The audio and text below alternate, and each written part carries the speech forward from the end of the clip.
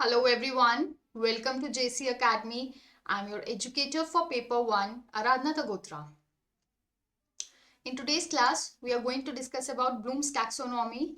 आपको पता है कि अभी तक जितने भी शिफ्ट्स हुए हैं उसमें सब में इससे एक क्वेश्चन आया है टीचिंग एप्टीट्यूड में. सो ब्लूम्स टैक्सोनॉमी एक हमारी लर्निंग डोमेन इन्होंने दिया था. It was a classification of the learning domain. So इसलिए ब्लूम्स टैक्सोनॉमी बहुत इंपॉर्टेंट होती है. Now, JC Academy is offering you a complete foundation course with multiple validity, and the fresh batch for paper 2 is starting from 19th of January 2026. For further details, you can call on this number. अब देखिए, जो हमारा Bloom's taxonomy है, Bloom's taxonomy, it is basically a classification of learning domain. हमारी जो blooms taxonomy है वो 3 parts में डिवाइड की गई है. That is cognitive, affective and psychomotor. जो कॉग्निटिव डोमेन होता है इसमें आप रखेंगे याद HMT. HMT is head, mind and thought. जो चीज इन 3 चीजों से डील करेगी that is cognitive domain. Affective, it deals with emotions. And psychomotor deals with action or doing. तो हमारा ब्लूम्स टैक्सोनॉमी में 3H का कॉन्सेप्ट आता है, which is head, that is related to cognitive, heart, that is related to affective, and hand, that is related to action. अब देखिए, हमारे पास cognitive के लिए remembering, understanding, applying, analysing, evaluating and creating. आपको पता होने चाहिए हायर ऑर्डर, लोअर ऑर्डर कौन से हैं और इनका सीक्वेंस आपको पता होना चाहिए along with their brief description.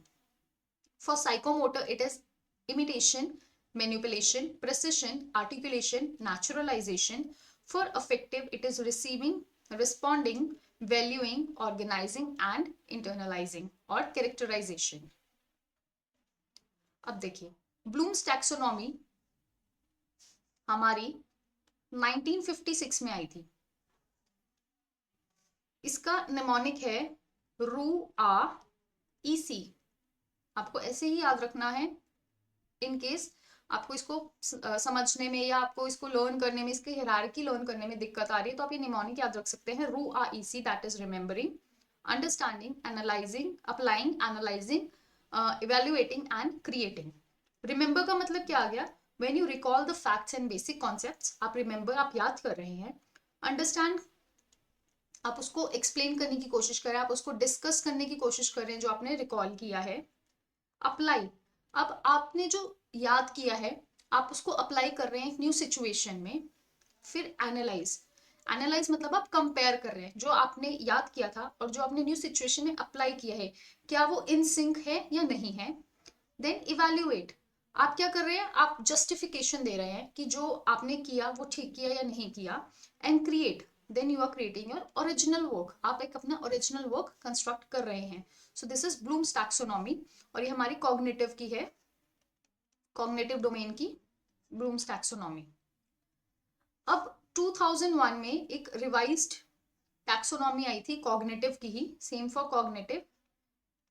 It was revised taxonomy जिसका निमोनिक है KC-ASI. That is knowledge, comprehension, application, analysis, synthesis and evaluation. Knowledge क्या है? जहां आप डिफाइन कर रहे हैं, रिकॉल कर रहे हैं, अरेंज कर रहे हैं. कॉम्प्रिहेंशन आप डिस्कस कर रहे हैं, पैराफ्रेज कर रहे हैं, डिस्क्राइब कर रहे हैं, एक्सप्लेन कर रहे हैं। एप्लीकेशन आप अप्लाई कर रहे हैं या सॉल्व कर रहे हैं, डेमोन्स्ट्रेट कर रहे हैं न्यू सिचुएशन में। एनालिसिस आप एनालाइज कर रहे हैं, आप डिफ्रेंशिएट करने की कोशिश कर रहे हैं, आप कैलकुलेट, कंट्रास्ट, कंपेयर, ये सब चीजें आप कहाँ कर रहे हैं, एनालिसिस में कर रहे हैं। देन सिंथेसिस, आप क्या कर रहे हैं, क्रिएट कर रहे हैं, आप न्यू नॉलेज क्रिएट कर रहे हैं या आप प्लानिंग कर रहे हैं, आप अरेंजमेंट कर रहे हैं न्यू नॉलेज का। And last is evaluation, where you evaluate, judge, recommend, conclude, interpret। तो ये सब चीजें क्या है, ये हमारी इवेल्युएशन में आती हैं। So these are the lower order thinking skills. ये क्या है, हमारे लोअर ऑर्डर हैं, और ये क्या है, हमारे हायर ऑर्डर थिंकिंग स्किल्स है, हाई ऑर्डर थिंकिंग स्किल्स। तो आपको याद रखना है, रू आ ईसी 1956 का था हमारा, रू आ ईसी, और 2001 का आ गया हमारा केसी आसी। अब ये देखिए, ये 1956 का था, ये 2001 का था, ये नाउन फॉर्म में थे, ये डूइंग फॉर्म में थे, वर्ब्स में थे। So synthesis it was replaced by creation, और ये ऊपर चला गया था, और जो इवैल्यूएशन था वो नीचे आ गया था। अब आता है हमारा अफेक्टिव डोमेन। अफेक्टिव डोमेन मैंने आपको बताया which is related to emotions और which is related to heart, जहां पे आप भावनाओं से काम करते हैं। तो इसका निमोनिक होता है R² VOC, that is receiving, responding, valuing, organising and characterisation. आप सबसे पहले रिसीव कर रहे हैं, आपको कोई स्टिमुलस मिल रहा है एनवायरमेंट से, आप उसको रिसीव कर रहे हैं।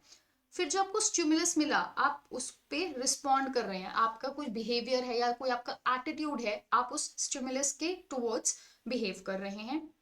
फिर आता है वैल्यूइंग। वैल्यूइंग का मतलब शोइंग सम डेफिनेट इन्वॉल्वमेंट, आप उसको कितनी वैल्यू दे रहे हो, that is valuing.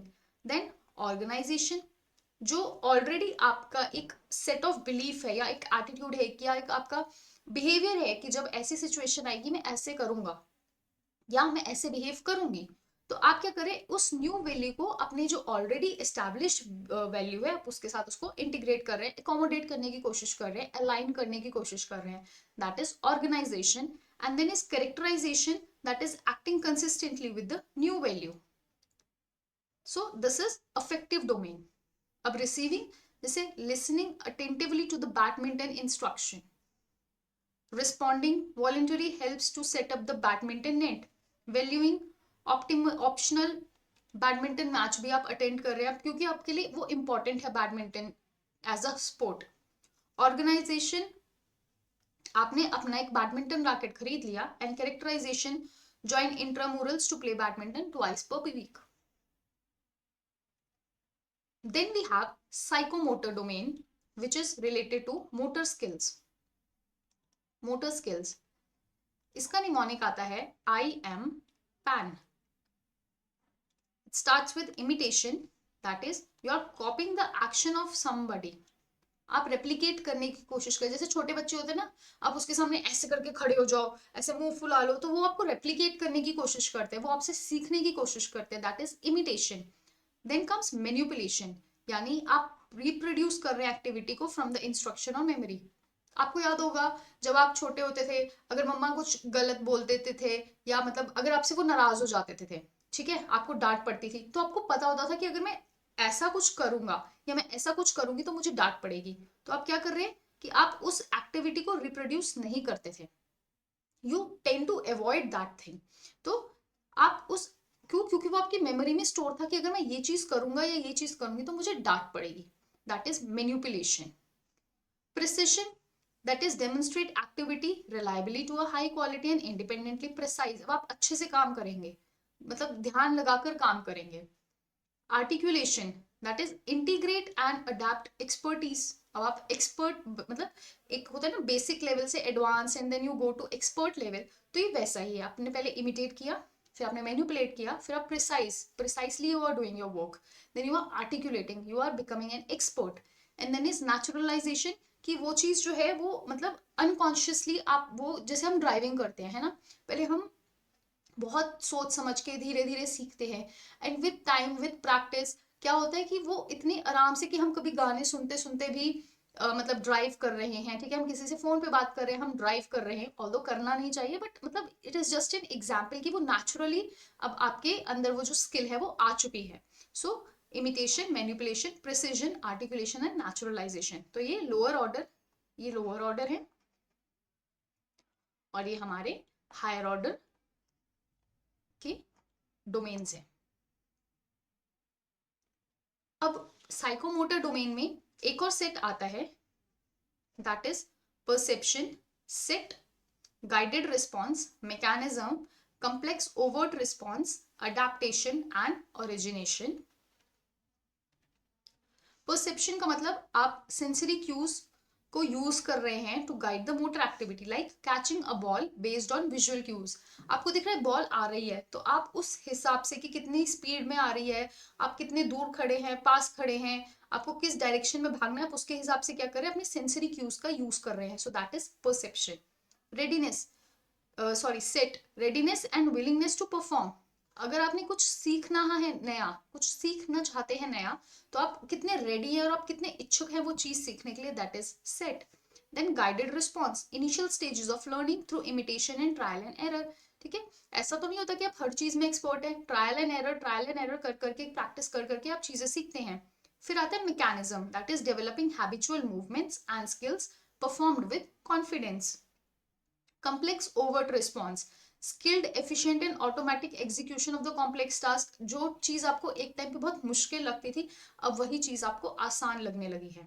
adaptation, adjusting the motor skills effectively in response to different conditions। यानी अब आप अगर आपने फॉर एग्जाम्पल जैसे हिप हॉप में कुछ सीखा था, तो अब आप वेस्टर्न से ही जो अलग अलग डांस फॉर्म्स है आप वो भी सीखने की कोशिश कर रहे हैं, दैट इज अडाप्टेशन। आप अडाप्ट कर रहे हैं खुद को to the new changing situation।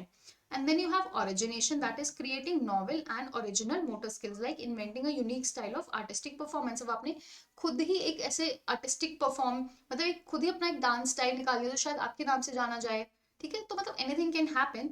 So ये एक और हमारा साइकोमोटर डोमेन का ही ब्लूम्स टैक्सोनॉमी की क्लासिफिकेशन है, एक बार आप पढ़ लीजिएगा। ऑल्दो एग्जाम में आया नहीं है बट आ सकता है, तो इसलिए मैंने इसको स्लाइड में ऐड कर दिया था। तो ब्लूम्स टैक्सोनॉमी बहुत बहुत बहुत ज्यादा इंपॉर्टेंट है, आप बिल्कुल छोड़ के नहीं जाएंगे, बहुत इजी है। देखिए कॉग्निटिव के लिए हमारे पास दो आते हैं, एक हमारी 1956 की है, एक हमारी 2001 की है। Affective and psychomotor. For psychomotor it is IM PAN। Affective के लिए है हमारी R² VOC। 2001 के लिए थी KC RC और 1956 के लिए थी RUA EC। ठीक है, बहुत इजी है, समझेंगे, समझ के पढ़ेंगे तो आप कभी भी नहीं भूलेंगे। And these are the social media handles of JC Academy, connect to them। And this is our link for paper 1 UGC NET telegram group in case you haven't joined it, so please join कर लीजिए, अपने friends के साथ भी share कर दीजिए। So that is all for today, thank you so very much, all the very best, keep learning, bye bye, take care।